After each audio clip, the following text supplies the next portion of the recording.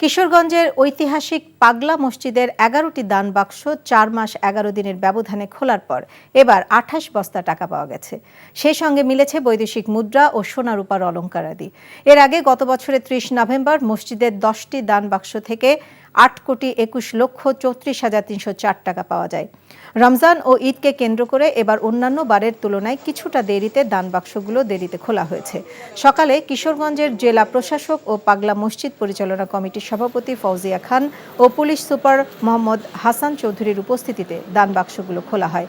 ২৫০ শিক্ষার্থী, ব্যাংকের ৭০ জন কর্মী, মসজিদ কমিটি ও আইনশৃঙ্খলা রক্ষাকারী বাহিনীর সদস্য সহ 450 লোক টাকা গণনার কাজ করছেন।